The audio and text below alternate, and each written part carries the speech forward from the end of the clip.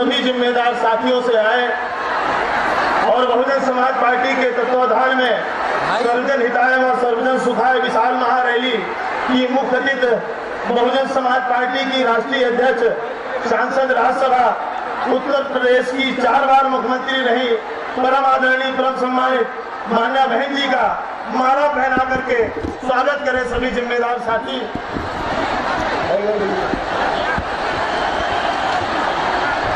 Bahujan Samaj party जिंदाबाद, बहन कुमारी मालवी जी जिंदाबाद, बहन कुमारी मालवी जी जिंदाबाद। सर समाज के सम्मान में,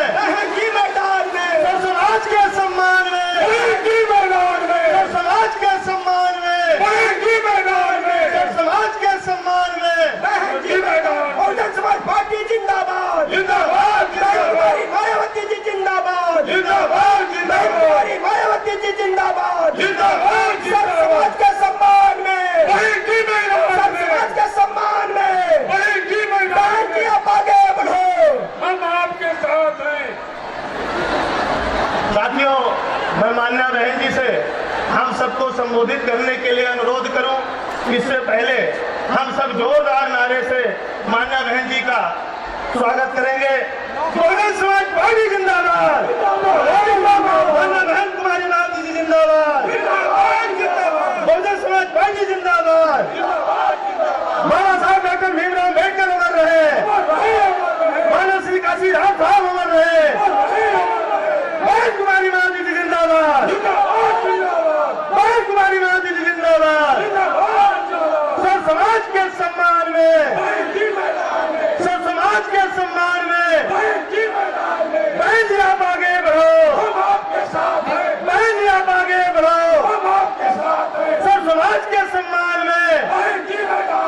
बहन कुमारी मालवी जी जिंदाबाद, जिंदाबाद, जिंदाबाद। बहन कुमारी मालवी जी जिंदाबाद, जिंदाबाद, जिंदाबाद। अब मैं बड़े आदर एवं सम्मान के साथ अनुरोध करता हूं कि परम आदरणीय परम सम्मानित मान्या बहन जी आए और हम सबको संबोधित करने की कृपा करें। मान्या बहन।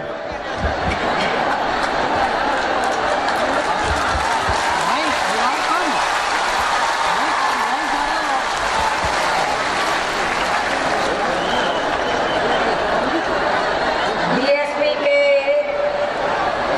सभी छोटे बड़े पदाधिकारियों एवं कार्यकर्तागण, आज उत्तर प्रदेश के पूर्वांचल के खासगढ़ में, आज उत्तर प्रदेश के पूर्वांचल के खासगढ़ में अर्थात आजमगढ़ में बीएसपी की सर्वजन हिताय व सर्वजन सुखाय की हो रही इस अति विशाल व समुद्री महारैली में यहाँ आजमगढ़, गोरखपुर व बस्ती मंडल एवं डॉक्टर अम्बेडकर नगर जिले के पार्टी के लाखों लाखों लोग अपने खुद के छोटे मोटे साधनों से चलकर मुझे सुनने के लिए यहाँ पहुँचे हैं। इसके लिए मैं आप सभी लोगों का हार्दिक दिल से शुक्रिया अदा करती हूँ।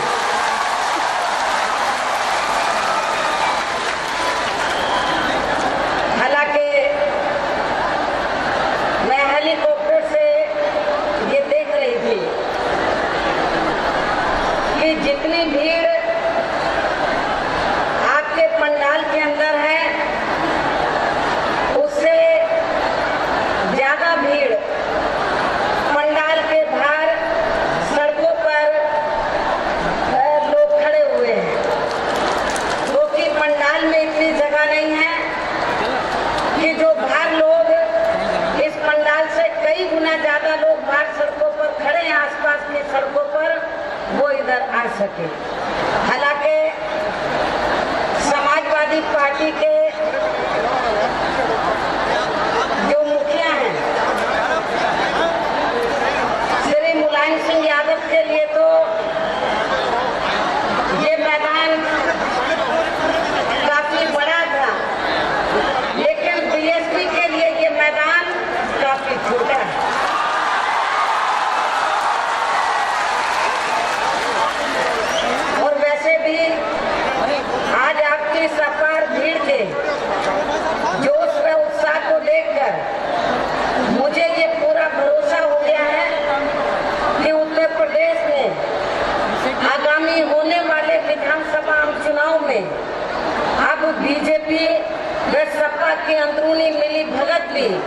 यहाँ बीएसपी को किसी भी कीमत पर पूर्ण बहुमत की सरकार बनाने से नहीं रोक पाएगी। और ऐसा हो जाने पर फिर से उत्तर प्रदेश में यहाँ की जनता के लिए यहाँ न्याय व अमन चैन के दिन फिर से वापस आ जाएंगे। और साथ ही यहाँ प्रदेश में हमारे महान संतों, गुरुओं व महापुरुषों में भी खास तौर से महात्मा ज्योतिराव फूले, छत्रपति शाहू जी महाराज, श्री नारायण गुरु, बाबा साहब डॉक्टर भीमराव अम्बेडकर व मान्यवर श्री कांशीराम जी आदि का भी सर्वजन हिताय व सर्वजन सुखाय का सपना फिर जरूर साकार होगा। क्योंकि अब उत्तर प्रदेश की जनता, खासकर यहाँ कांग्रेस, बीजेपी व सपा आदि के शासन काल के चाल, चरित्र, चेहरा, नीति व नियत को भी काफी अच्छी तरह से समझ चुकी है। और इस संबंध में मैं ये कहना चाहूंगी कि आजादी के बाद शुरू में काफी लंबे समय तक अर्थात लगभग 37 वर्षों तक अकेले यहाँ उत्तर प्रदेश में कांग्रेस पार्टी ने ही एक छत्र राज किया है। और अब ये पार्टी अपनी गलत नीतियों व गलत कार्य प्रणाली की वजह से उत्तर प्रदेश के साथ साथ केंद्र की सत्ता से भी बाहर हो चुकी है। और अपनी इस बुरी स्थिति से थोड़ा उभरने के लिए अब ये कांग्रेस पार्टी खासकर यहाँ पर कास्ट समाज के वोटों के स्वार्थ में इनके गरीब लोगों को आर्थिक आधार पर 10% आरक्षण देने की भी बात कर रही है, जो ये मात्र एक छलावा है और इसके अलावा कुछ भी नहीं है। और यदि वास्तव में कांग्रेस पार्टी की इन लोगों के प्रति, अपर कास्ट समाज के में से जो गरीब लोग हैं, इनके प्रति नीयत साफ होती तो फिर ये कार्य केंद्र में इनके लगभग 54 वर्षों तक अपनी खुद की रही सरकारों में ही काफी समय पहले किया जा चुका होता। जबकि इस मामले में हमारी पार्टी पिछले कई वर्षों से अपर कास्ट समाज के गरीब लोगों के साथ साथ यहाँ मुस्लिम व अन्य धार्मिक अल्पसंख्यक समाज के गरीब लोगों को भी आर्थिक आधार पर अलग से आरक्षण दिए जाने के लिए केंद्र की सरकार से संसद के अंदर व बाहर भी लगातार आग्रह करती रही है, जिस पर केंद्र में रही पूर्व की कांग्रेसी सरकार ने व वर्तमान बीजेपी की सरकार ने भी अभी तक इसका कोई भी संज्ञान नहीं लिया है। और इतना ही नहीं बल्कि इसी स्वार्थ में कांग्रेस पार्टी ने अपर कास्ट समाज में से खासकर ब्राह्मण समाज की उस बुजुर्ग महिला को यहाँ प्रदेश में होने वाले विधानसभा चुनाव में अपनी पार्टी का मुख्यमंत्री का उम्मीदवार भी घोषित किया है। कांग्रेस पार्टी ने जिसने दिल्ली में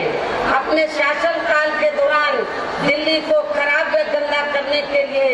यहाँ से रोटी रोजी के लिए दिल्ली में जाकर बसे उत्तर प्रदेश व बिहार के लोगों को ही पूर्ण रूप से जिम्मेवार, कसूरवार ठहरा दिया था। और साथ ही जिसने दलित विरोधी मानसिकता के चलते अपनी सरकार ने वहाँ दलितों के उत्थान के लिए तय किए गए बजट के धन को भी दूसरे मद में ट्रांसफर करवा दिया था। मुझे पूरा भरोसा है कि ऐसी स्थिति में अब उत्तर प्रदेश की जनता कांग्रेस पार्टी को यहाँ जल्दी से स्वीकार करने वाली नहीं है। चाहे इसके लिए इस पार्टी के लोग यानी कि कांग्रेस पार्टी के लोग कितनी भी यहाँ नाटकबाजी क्यों ना करते रहें, चाहे कांग्रेस पार्टी के लोग यहाँ कितनी भी रथ यात्रा निकाल लें, चाहे कितनी भी पद यात्रा कर लें, तो भी उत्तर प्रदेश की जनता कांग्रेस पार्टी को जल्दी से स्वीकार करने वाली नहीं। इसके साथ साथ मैं भारतीय जनता पार्टी के बारे में भी ये कहना चाहूंगी कि उत्तर प्रदेश में बीजेपी के लोग खासकर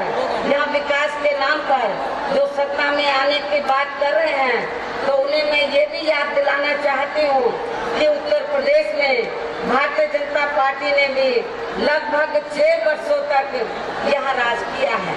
और इस अवधि में इन्होंने विकास व जनहित के कार्यों की तरफ ध्यान देने की बजाय अधिकांश अपने आरएसएस के एजेंडे पर ही चलकर यह सांप्रदायिक ताकतों को ही मजबूत किया है, जिसकी वजह से फिर इस पार्टी को सन 1992 में समय से पहले ही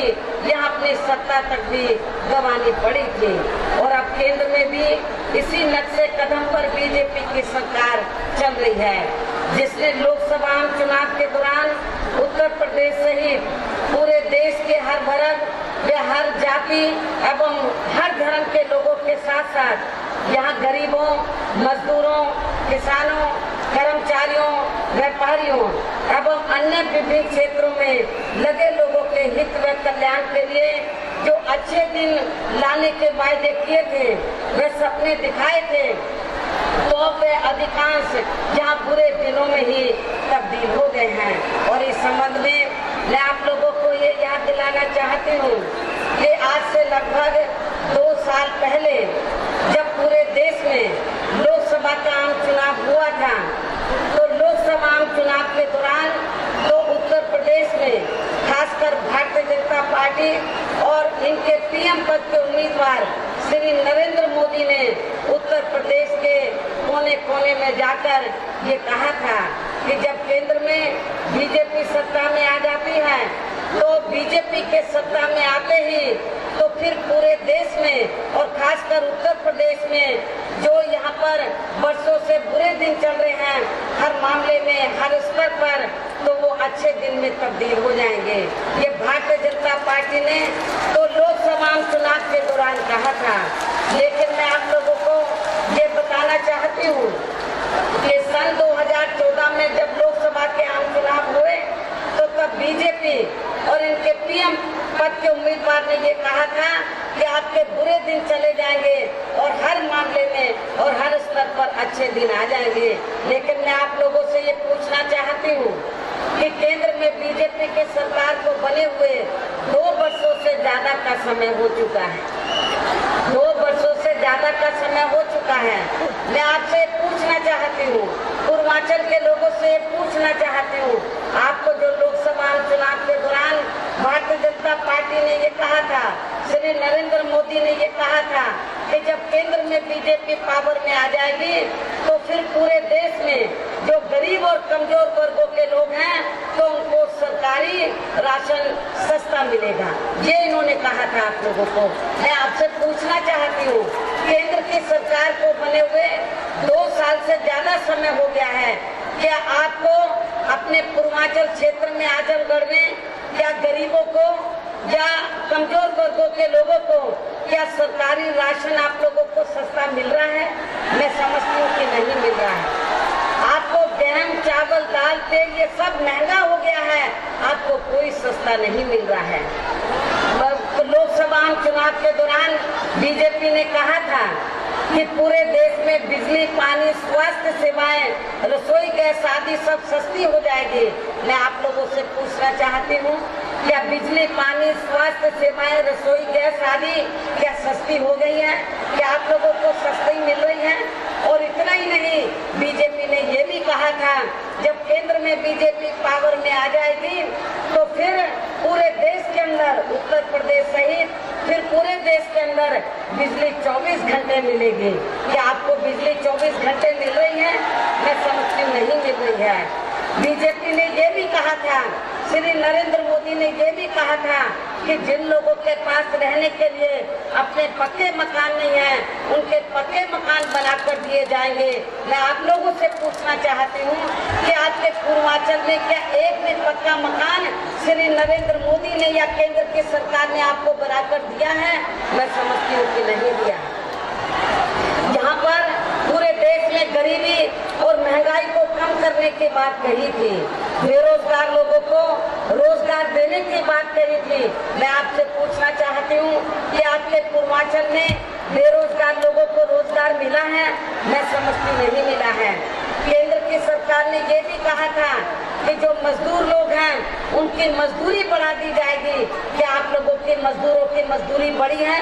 इसके अलावा किसानों को ये भी कहा था, जो किसान लोग थे उनको सस्ती सुविधाएं देकर उनकी आमदनी 2 गुनी कर दी जाएगी। क्या किसानों की आमदनी 2 गुनी हुई है? और इतना ही नहीं, केंद्र में जब बीजेपी पावर में आई तो भूमि अधिग्रहण कानून के तहत किसानों की जमीन भी छीनकर बड़े बड़े पूंजीपतियों को देने की उनकी योजना थी, लेकिन बीएसपी ने उनके इस मंसूबे को पूरा नहीं होने दिया। इसके अलावा जो हमारे छोटे व्यापारी हैं या मध्यम वर्ग के व्यापारी हैं, आज वो भी दुखी हैं। ऐसे नए नए नियम कानून बना दिए हैं कि व्यापारी लोग जो है तो वो आज वो भी रोटी रोजी के लिए मोहताज हो रहे हैं। और इतना ही नहीं, मैं पूर्वांचल के लोगों को ये भी कहना चाहती हूँ, जब भारतीय जनता पार्टी और उनकी यहाँ पर रैलियां हो रही थी लोकसभा चुनाव के दौरान, तो श्री नरेंद्र मोदी ने ये कहा था कि पूर्वांचल में जो कारखाने बंद पड़े हैं उनको कारखानों को शुरू करा दिया जाएगा। मैं गोरखपुर के लोगों से पूछना चाहती हूँ कि गोरखपुर में वहाँ पर खाद का कारखाना था,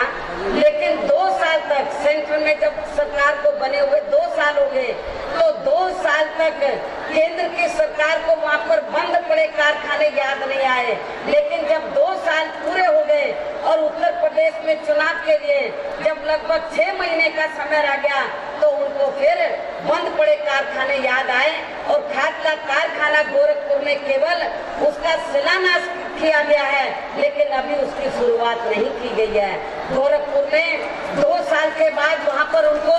एम्स बनाने का याद आया, 2 साल तक उनको याद नहीं आया, जबकि पूर्वांचल क्षेत्र के लोगों ने लोकसभा चुनाव के दौरान भारतीय जनता पार्टी को काफी सीटें जिता कर दी थी। यदि बीजेपी की नीयत साफ होती तो जितनी सीटें जिता कर दी थी, यदि उसका आधा भी ये लोग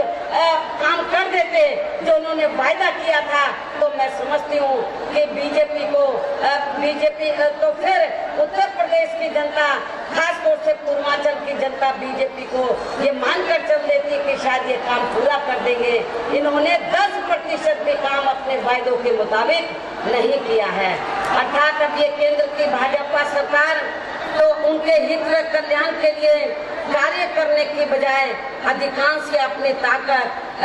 देश के बड़े बड़े पूंजीपतियों व धन्ना सेठों के हित व कल्याण में ही लगाए हुए हैं, जिनके धन व बल की खास वजह से ही इस बार ये पार्टी केंद्र की सत्ता में आसीन हुई है। और यही मुख्य वजह है कि अब देश के बड़े बड़े पूंजीपतियों व धन्ना सेठों का लाखों करोड़ रुपयों का कर्ज बड़ी आसानी से केंद्र की सरकार माफ कर देती है। और इस संबंध में ताजा रिपोर्ट के मुताबिक केंद्र सरकार के अंतर्गत आने वाले सरकारी बैंकों ने पिछले केवल 3 वर्षों में ही यहाँ बड़े बड़े पूंजीपतियों व धन्ना सेठों द्वारा लिया गया लगभग 1,14,000 करोड़ रुपयों का कर्ज भी माफ कर दिया है। जबकि वहीं दूसरी तरफ अपने परिवार का जीवन यापन करने के लिए बैंक से लाख 2 लाख रुपए जैसी छोटी धनराशि का कर्ज लेने वाले छोटे किसानों व छोटे कारोबारी लोगों को कर्ज वसूली के लिए इतना ज्यादा परेशान किया जाता है कि फिर वे अधिकांश अपनी आत्महत्या करने तक को भी मजबूर हो जाते हैं। और इसके लिए केंद्र में रही पूर्व की कांग्रेसी सरकार के साथ साथ वर्तमान भाजपा सरकार भी बराबर की कसूरवार व जिम्मेवार है। इसके साथ ही केंद्र की वर्तमान भाजपा सरकार द्वारा देश में आम जनहित के नाम पर खासकर जनधन व विभिन्न प्रकार की पेंशन एवं बीमा तथा अनेक और जो भी योजनाएं अभी तक शुरू की गई हैं, तो उनसे भी अधिकांश यहाँ अप्रत्यक्ष रूप में देश के बड़े बड़े पूंजीपतियों व धन्ना सेठों को ही लाभ मिल रहा है। इसकी भी जानकारी आप लोगों को अच्छी प्रकार से है। इसके साथ ही देश में बनने वाले स्मार्ट सिटी का भी ज्यादातर यहाँ अमीर व धनवान लोग ही फायदा उठाने वाले हैं। इसी प्रकार करोड़ों अरबों की लागत से बन रही बुलेट ट्रेन जो केवल मुंबई से गुजरात के अहमदाबाद शहर तक ही चलाई जाएगी, तो उसमें भी ज्यादातर जहाँ बड़े बड़े पूंजीपति व धन्ना सेठ लोग ही रखने वाले हैं, जबकि इस पर लग रही इतनी धनराशि से देश में गरीब लोगों के लिए यहाँ कई नई और ट्रेनें भी चलाई जा सकती थी। और इतना ही नहीं बल्कि देश की अर्थव्यवस्था की विकास दर का भी लाभ करोड़ों गरीबों, नौजवानों, बेरोजगार लोगों आदि को मिलने के बजाय केवल यहाँ मुट्ठी भर बड़े बड़े पूंजीपति व धन्ना सेठों को ही मिल रहा है। इस प्रकार से केंद्र में श्री नरेंद्र मोदी की सरकार ने जनहित व जन कल्याण के मामले में घोर विफलता के साथ साथ देश में बढ़ती हुई महंगाई, बेरोजगारी व व्यापक भ्रष्टाचार आदि की ज्वलंत समस्याओं को दूर करने हेतु ऐसे कुछ भी जमीनी ठोस कार्य नहीं किए हैं जिसका विशेष संज्ञान लेकर या आम जनता उसे सराहे व तारीफ करे। इसके साथ ही आप लोगों को ये भी मालूम है कि जब लोकसभा का आम चुनाव चल रहा था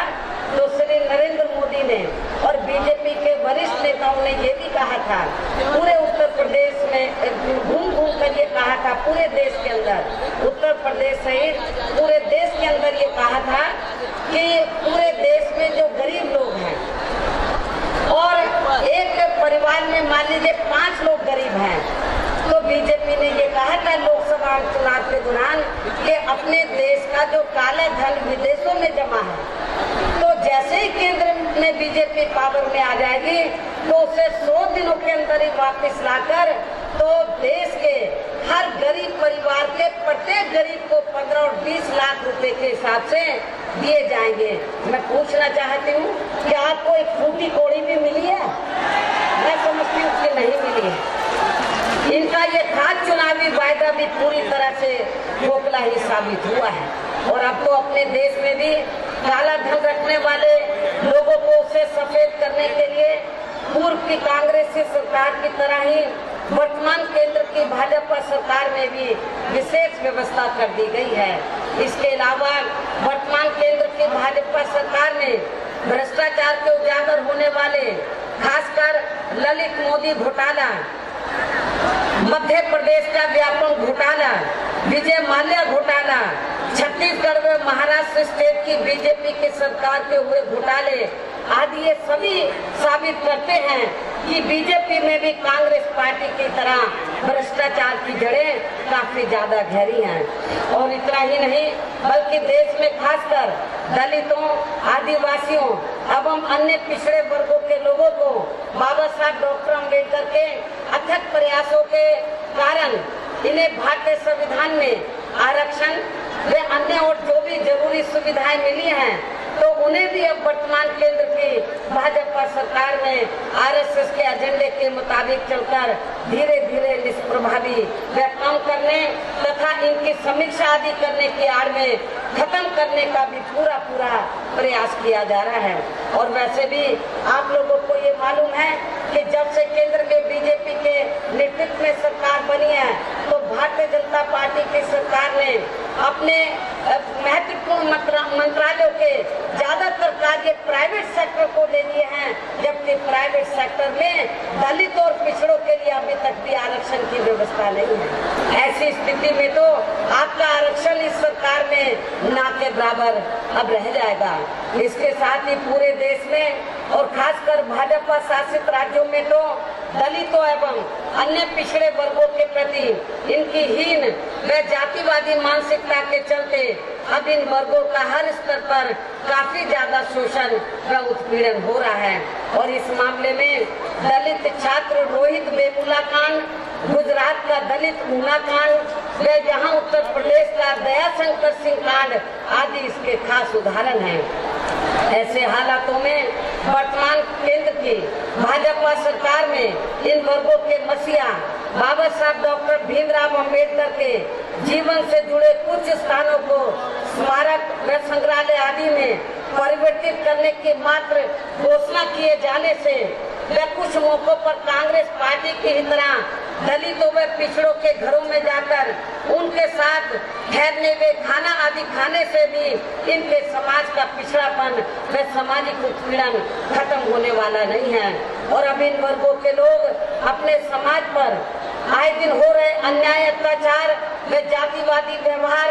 एवं एवं सरकारी भेदभाव व उपेक्षा आदि से काफी ज्यादा दुखी व चिंतित भी हैं। और इन सब मामलों में अब ये लोग यानी कि दलित एवं अन्य पिछड़े वर्ग के लोग बीजेपी व प्रधानमंत्री श्री नरेंद्र मोदी की केवल सहानुभूति व हमदर्दी नहीं चाहते हैं, बल्कि इसके साथ साथ इनके मुख्य दोषी लोगों के खिलाफ समय से ठोस कानूनी कार्रवाई भी सुनिश्चित होते हुए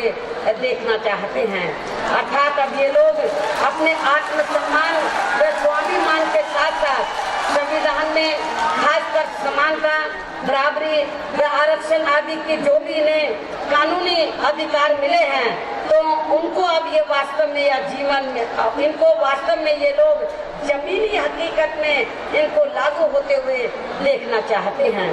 जिसमें अभी तक भी इन वर्गों के लोगों को यह आजादी के 70 वर्षों के बाद भी कोई खास सफलता नहीं मिल पा रही है। इनके अलावा जहाँ तक देश में मुस्लिम व अन्य धार्मिक अल्पसंख्यक समाज के लोगों की अधिकांश मामलों में आए दिन खराब व दयनीय हालत में हो रही स्थिति का सवाल है, तो इस बारे में भी हमारी पार्टी का ये मानना है कि जब से केंद्र में खासकर बीजेपी के नेतृत्व में सरकार बनी है, तो तब से पूरे देश में मुस्लिम व अन्य धार्मिक अल्पसंख्यक समाज के लोगों के साथ हर स्तर पर पहले से भी कहीं ज्यादा सौतेला रवैया अपनाया जा रहा है। सच्चर कमेटी की रिपोर्ट को तो अब इन्होंने ऐसा लगता है कि मानो ताला लगा के रख दिया हो। और इतना ही नहीं, बल्कि अब ये लोग अपने जान माल व मजहब की सुरक्षा को भी लेकर हमेशा चिंतित व दहशत में बने रहते हैं। इसके साथ साथ इस समय पूरे देश में सांप्रदायिक व कट्टरवादी ताकतों के मजबूत होने की वजह से भी अब आए दिन इन लोगों के ऊपर यहाँ गोरक्षा, लव जिहाद, देशभक्ति, हिंदू राष्ट्र बनाने व धर्म परिवर्तन आदि की आड़ में भी काफी ज्यादा इन वर्गों का यानी कि मुस्लिम एवं अन्य धार्मिक अल्पसंख्यक समाज के लोगों का काफी ज्यादा शोषण व उत्पीड़न किया जा रहा है। इसके साथ ही आतंकवाद के नाम पर भी अब यह खासकर मुस्लिम समाज के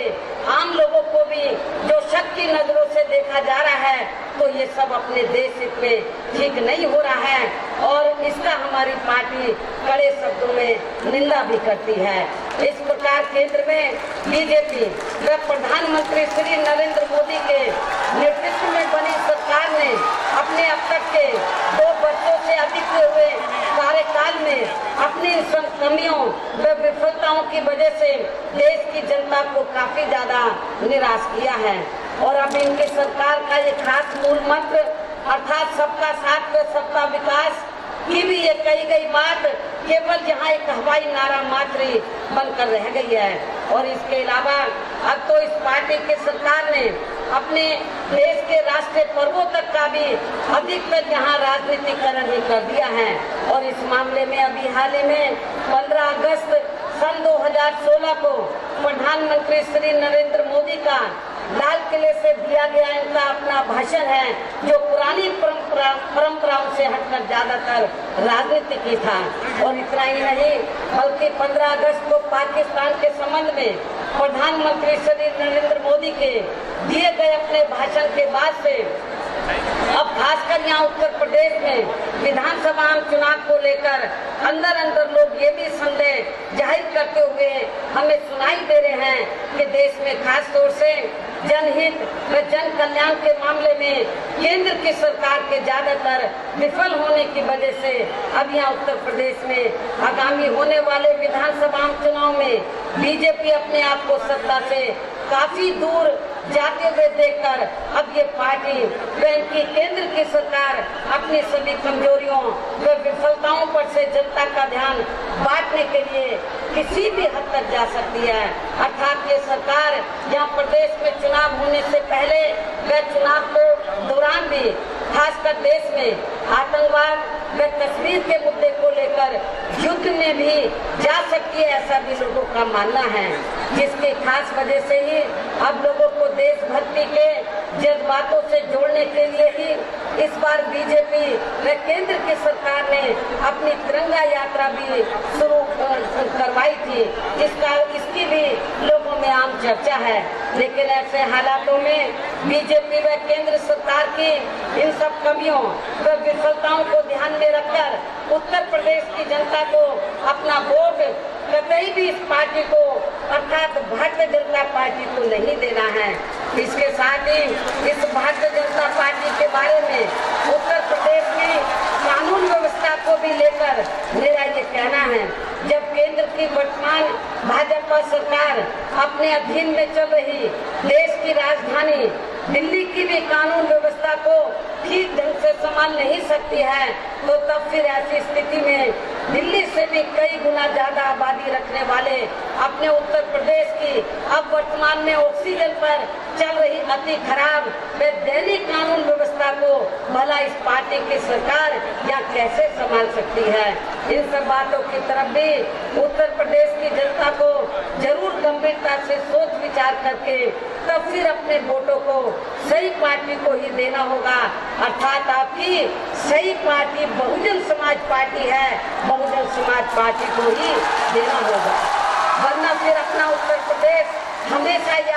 यहाँ अपराध प्रदेश ही बना रहेगा, जिसे प्रदेश व जनहित में यहाँ की जनता को इसे बनने से जरूर रोकना होगा।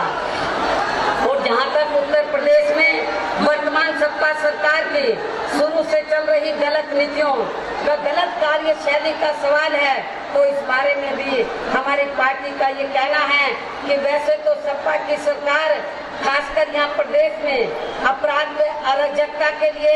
आम जानी जाती है, परंतु इस बार सपा की पूर्ण बहुमत की सरकार बन जाने की वजह से शुरू से यह पूरे प्रदेश में खासकर यहाँ गुंडों, बदमाशों, माफियाओं, भ्रष्टाचारियों, अराजक, आपराधिक वे सांप्रदायिक तत्वों के मनोबल या काफी ज्यादा आसमान तक पहुंचे हुए हैं, जिस कारण प्रदेश में चोरी, डकैती, हत्या, लूटमार, फिरौती, अपहरण, महिला उत्पीड़न, गुंडा टैक्स एवं सरकारी व गैर सरकारी जमीनों पर अवैध कब्जे तथा सांप्रदायिक दंगे व तनाव आदि की वारदातें या काफी ज्यादा चरम सीमा पर पहुंच चुकी हैं। और इस मामले में खासकर मुजफ्फरनगर कांड, दादरी कांड, मथुरा व बुलंदशहर कांड को तो कदापि नहीं बुलाया जा सकता है। ऐसी स्थिति में अब यहाँ उत्तर प्रदेश के लगभग 22 करोड़ जनता का न्याय व अमन चैन के साथ जीवन व्यतीत करना बहुत ही ज्यादा मुश्किल हो गया है। और अब इस समय पूरे प्रदेश में कहीं भी कोई भी सुरक्षित नहीं है, और खासकर प्रदेश में हमारी महिलाएं तो बिल्कुल भी सुरक्षित नहीं है। और अब यहाँ कोई ऐसा दिन नहीं जाता है जिस दिन किसी भी जिले में हमारी बहन बेटी की आबरू ना लूटती हो। उत्तर प्रदेश के अंदर 75 जिले हैं, हर जिले के अंदर किसी न किसी बहन बेटी की आबरू जरूर लूटती है। अर्थात अब महिलाओं का तो प्रदेश में बहुत बुरा हाल है। इसके साथ ही यहाँ आए दिन हर प्रकार के अपराध काफी ज्यादा बढ़े हैं। इस प्रकार प्रदेश में अब यहाँ हर स्तर पर कानून द्वारा कानून का राज नहीं बल्कि पूर्ण रूप से अराजक व आपराधिक तत्वों का ही जंगल राज चल रहा है, जिसका अब यहाँ विकास के कार्यों पर भी काफी बुरा प्रभाव पड़ा है। और इतना ही नहीं बल्कि वर्तमान सपा सरकार ने विकास के अभी तक जो भी थोड़े बहुत कार्य हुए हैं, तो उनमें से अधिकांश बड़े बड़े व महत्वपूर्ण कार्यों की बीएसपी की सरकार में ही शुरुआत कर दी गई थी। और इस मामले में खासकर लखनऊ की मेट्रो रेल परियोजना एवं आपके एक्सप्रेस वे परियोजना जो पूर्वांचल तक आनी थी, ये प्रमुख है। जो ये दोनों परियोजनाएं सन 2008 में ही बीएसपी की सरकार द्वारा प्रारंभ कर दी गई थी। लेकिन अब यहाँ खास ध्यान देने की बात यह है कि ऐसे हालातों में भी केंद्र में रही पूर्व की कांग्रेसी सरकार की तरह ही वर्तमान भाजपा सरकार का भी खामोश बने रहना, तो ये सब सपा व बीजेपी की विफलताओं व अंदरूनी मिली भगत को इस साफ तौर से दर्शाता है। ऐसी स्थिति में उत्तर प्रदेश की जनता को प्रदेश व जनहित एवं जन कल्याण के लिए यहाँ सपा के साथ साथ भारतीय जनता पार्टी को भी सत्ता में आने से जरूर रोकना होगा। इसके साथ ही अब उत्तर प्रदेश में जनहित कल्याण की अर्थात बीएसपी की सर्वजन हिताय व सर्वजन सुखाय की ही यहाँ सरकार बनानी होगी। और वैसे तो आप लोग जानते हैं कि बीएसपी का सर्वजन हिताय व सर्वजन सुखाय का ये एक नारा मात्र ही नहीं है, बल्कि ये हमारी पार्टी की मूल नीति व सिद्धांत भी है, जिसके आधार पर चलकर हमने अपनी पार्टी का संगठन ही नहीं बल्कि यहाँ उत्तर प्रदेश में अपनी कई बार सरकार भी चलाकर दिखाई है। इसके साथ ही इसी नीति व सिद्धांत के आधार पर चलकर ही हमारी पार्टी ने अपने चारों शासन काल में यहाँ किसानों, मजदूरों, कर्मचारियों, व्यापारियों एवं अन्य क्षेत्रों में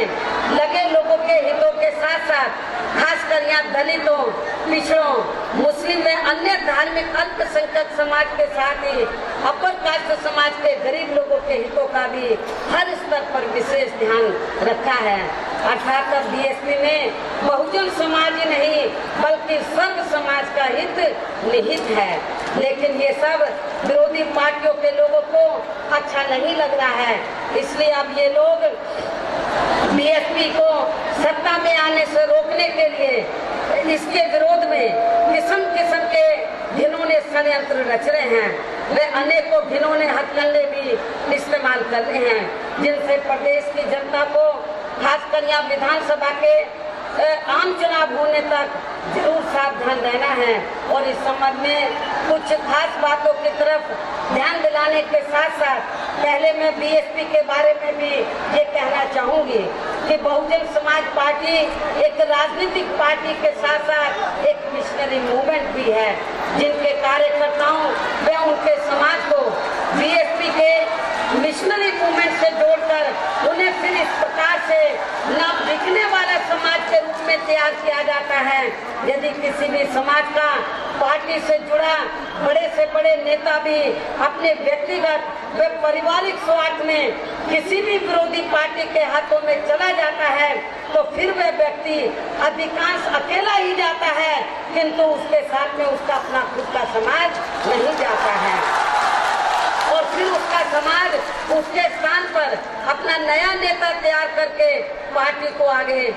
बढ़ाता चला जाता है। और इस बात के माननीय श्री कांशी राम जी के जीते जी वे उनके देहांत के बाद भी ऐसे अनेकों उदाहरण हमारे सामने मौजूद हैं। और इसका उत्तर प्रदेश से जुड़ा ताजा उदाहरण ये है कि अभी हाल ही में यहाँ कुछ पारिवारिक स्वार्थी व अन्य बिकाऊ लोग जो बीएसपी को छोड़कर गए हैं या निकाल दिए गए हैं, तो अब वे लोग विरोधी पार्टियों से अपने टिकट लेने के स्वार्थ में उन्हें खुश करने के लिए आए दिन यहाँ बीएसपी के ऊपर खासकर टिकट बेचने का गलत व झूठा आरोप लगाते रहते हैं। हालांकि इस बारे में आप लोगों को ये भी मालूम है कि इस किस्म के लोग अकेले हमारी पार्टी में ही नहीं बल्कि दूसरी पार्टियों में भी जरूर देखने के लिए मिलेंगे, किंतु मीडिया में तो इसके प्रचार व प्रसार के मामले में फर्क केवल इतना ही होता है कि मीडिया के लोग दूसरी पार्टियों से जुड़े ऐसे आरोपों को ज्यादातर एक या दो दिन में ही एक या दो दिन की खबरों में चलाकर उसे दरकिनार पर ठंडा कर देते हैं, तो वहीं दूसरी तरफ मीडिया में कुछ दलित विरोधी मानसिकता रखने वाले लोग खासकर बीएसपी के मामले में अपना दोहरा मापदंड अपनाते हुए इस किस्म की खबरों को अधिकांश या चुनाव होने तक दिखाते रहते हैं। और इतना ही नहीं बल्कि टिकट न मिलने की स्थिति में जब विरोधी पार्टियों के लोग अपने नेताओं पर टिकट बेचने के आरोप लगाते हैं तो तब फिर ये लोग अपने ऊपर लगे इन आरोपों को पूर्ण रूप से गलत व झूठा बताते हैं। तो वहीं दूसरी तरफ यही विरोधी लोग बीएसपी के ऊपर लगे इस किस्म के गलत व झूठे आरोपों को सही ठहराते हैं। तो इससे भी विरोधी पार्टियों की बीएसपी के प्रति ये दोहरी मानसिकता साफ नजर आती है। लेकिन इसके साथ साथ यहाँ मैं ये भी कहना चाहूंगी कि पिछले कुछ समय से एक तरफ तो विरोधी पार्टियों के लोग जानबूझ के षड्यंत्र के तहत खासकर यहाँ उत्तर प्रदेश में बीएसपी के बारे में इस बात का ये काफी गलत प्रचार कर रहे हैं कि उत्तर प्रदेश में बीएसपी की हालत ठीक नहीं है, बीएसपी में भगदड़ मची हुई है, लोग आए दिन एक एक करके पार्टी को छोड़कर जा रहे हैं, ऐसा विरोधी पार्टी के लोग प्रचार कर रहे हैं। तो वही दूसरी तरफ यही लोग बीएसपी के बारे में ये भी कह रहे हैं कि बीएसपी के टिकट बेचे जा रहे हैं और एक एक सीट पर टिकट देने के लिए कई कई करोड़ रुपए भी लिए जा रहे हैं, जबकि इसमें कतई भी सच्चाई नहीं है। किंतु फिर भी समझ में, यहाँ मैं विरोधी पार्टियों से ये बात जरूर पूछना चाहती हूँ, जब विरोधी पार्टियों के हिसाब से उत्तर प्रदेश में बीएसपी की हालत ठीक नहीं है, बीएसपी में भगदड़ मची हुई है, लोग आए दिन एक एक करके पार्टी को छोड़कर जा रहे हैं, तो तब फिर यहाँ बीएसपी की ऐसी खराब व बुरी हालत में इस पार्टी का भला फिर कौन टिकट खरीद सकता है? आप लोग खुद अंदाजा लगा सकते हैं। शायद इसका जवाब ये लोग कदापि नहीं दे पाएंगे, लेकिन फिर भी इनके इस विरोधाभास कथन से ये बात तो यहाँ जरूर स्पष्ट हो जाती है कि बीएसपी उत्तर प्रदेश में सभी विरोधी पार्टियों को काफी पीछे छोड़कर या काफी ज्यादा आगे बढ़ चुकी है। और यही मुख्य वजह है जब विरोधी पार्टियों के लोग जानबूझकर एक सोची समझी रणनीति व षड्यंत्र के तहत ही खासकर यहाँ उत्तर प्रदेश में बीएसपी के ऊपर आए दिन इस किस्म के गलत व झूठे आरोप लगाते रहते हैं। और इतना ही नहीं, बल्कि विरोधी पार्टियों में से खासकर यहाँ प्रदेश में बीजेपी की हालत तो इतनी ज्यादा खराब हो गई है कि अब ये पार्टी मैं आपको बताना चाहती हूँ कि इस समय उत्तर प्रदेश में भारतीय जनता पार्टी की इतनी ज्यादा हालत खराब हो गई है कि अब ये पार्टी बीएसपी के रिजेक्टेड माल को भी बिना कोई जांच पड़ताल के उन्हें बहुत आसानी से लेने के लिए तैयार हो जाती है। साथ ही उनके गले में अपनी वफादारी का पट्टा भी अब इस पार्टी के राष्ट्रीय अध्यक्ष श्री अमित शाह खुद पहनाते हैं, जिसको जो बीएसपी का रिजेक्टेड माल है। इससे आप लोग यहाँ प्रदेश में बीजेपी के आए दिन हो रही दयनीय हालत का भी काफी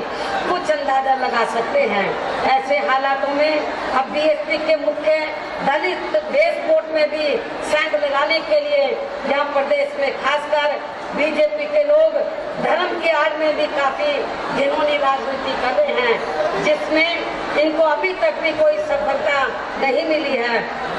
और इस बारे में वैसे हमारी पार्टी के लोगों को ये मालूम है कि केंद्र में पहले वर्तमान भाजपा सरकार ने अपने आरएसएस वे अन्य सभी कट्टरवादी संगठनों के जरिए या खासकर उत्तर प्रदेश में दलितों वे अति पिछड़े वर्गों के लोगों को हिंदू हिंदू कहकर इन्हें अपने साथ में जोड़ने की पूरी कोशिश की है। लेकिन इन वर्गों के प्रति इनकी हीन व जातिवादी एवं दोगली मानसिकता होने की वजह से जब इन्हें अपने इस कार्य में सफलता नहीं मिली, तो तब फिर इन्होंने इन वर्गों के लोगों को बौद्ध धर्म की आड़ में भी पर्दे के पीछे से रहकर बीजेपी के साथ में जोड़ने की भी पूरी कोशिश की है। और इसके लिए इन्होंने यानी कि बीजेपी के लोगों ने अपने आरएसएस के कुछ लोगों को नकली दलित बना के वे साथ ही कुछ लोगों के सिर मुड़वा के वे उन्हें नकली बौद्ध भिक्षु भी बना के उन्हें फिर बीजेपी आरएसएस वे श्री नरेंद्र मोदी के इशारों पर चलने वाले कुछ जाने पहचाने वे स्वार्थी किस्म के बौद्ध भिक्षुओं के पीछे लगा के उनके जरिए फिर यहाँ उत्तर प्रदेश में बौद्ध धर्म से संबंधित धम्म चेतना यात्रा भी शुरू करवाई गई थी। लेकिन इसी दौरान खासकर गुजरात में घटित हुआ दलित कांड व उत्तर प्रदेश में भी घटित हुआ दया शंकर सिंह कांड आदि ने अब यहाँ उत्तर प्रदेश से पूरे देश में दलितों व अन्य पिछड़े वर्गों के लोगों को बीजेपी व आरएसएस के विरुद्ध इन्हें एकजुट लाकर खड़ा कर दिया। पूरे देश में दलित एवं अन्य पिछड़े वर्ग के लोग अब बीजेपी आरएसएस के विरुद्ध एकजुट होकर आकर यहाँ पर खड़े हो गए हैं, जिससे फिर इनके इस धर्म से जुड़े राजनीतिक षड्यंत्र की भी पोल खुल गई है और फिर अंत में इन्हें अपनी इस यात्रा को भी बीच में छोड़कर भागना पड़ा है। इस प्रकार से धर्म की आड़ में भी बीजेपी की की गई घिनौनी राजनीति से भी, जहाँ खासकर उत्तर प्रदेश के दलितों व अन्य पिछड़े वर्गों के लोगों को आगे भी जरूर सावधान रहना है। इसके अलावा प्रदेश में विधानसभा के आम चुनाव होने तक विरोधी पार्टियों में से खासकर बीजेपी के लोग षड्यंत्र के तहत तिलक तराजू व तलवार वाले नारे को भी फिर से जबरन बीएसपी के ऊपर थोप कर या अपर कास्ट समाज के लोगों को भी गुमराह करने का पूरा प्रयास कर सकते हैं, ताकि चुनाव में फिर बीएसपी को अपर कास्ट समाज के लोगों का वोट ना पड़ सके। जबकि इस नारे में कतई भी सच्चाई नहीं है। और इस संबंध में यहाँ मैं ये कहना चाहूंगी, यदि हमारी पार्टी की अपर कास्ट समाज के प्रति ऐसी कुछ भी मानसिकता व सोच होती तो फिर हमारी पार्टी अपर कास्ट समाज के लोगों को भी अपनी पार्टी के संगठन में फिर उच्च स्थानों पर क्यों रखती। साथ ही इन लोगों को अपनी पार्टी से एमपी, एमएलए, एमएलसी व सरकार बनने पर मंत्री व विधान परिषद का चेयरमैन आदि क्यों बनाती। इसलिए विरोधी पार्टियों के इस आरोप में बिल्कुल भी सच्चाई नहीं है। इसके साथ ही उत्तर प्रदेश में विधानसभा के आम चुनाव होने तक बीजेपी के पूर्व प्रदेश पदाधिकारी दयाशंकर सिंह की तरह ही जहां विरोधी पार्टियों द्वारा कभी भी मेरे खिलाफ और भी आपत्तिजनक शर्मनाक बातें कही जा सकती हैं, जिन पर बीएसपी के लोगों को कतई भी भड़कना नहीं है, अर्थात आप लोगों को संयम बनाए रखना है। और इसका जवाब फिर बीएसपी की सरकार बनने पर इस किस्म के लोगों को कानून के तहत फिर ब्याज से ही जरूर दिया जाएगा। और वैसे भी अपने लोगों को विरोधी पार्टियों की बीएसपी के सर्वोच्च नेतृत्व के प्रति उनकी अनाप शनाप भाषा व आरोपों को उस कहावत की तरह ही मानकर आगे बढ़ना चाहिए, जैसे आसमान पर थूकने से अपना खुद का ही चेहरा गंदा होता है और फिर आसमान पर कोई भी फर्क नहीं पड़ता है, अर्थात वे अपनी जगह ऊंचाइयों पर ही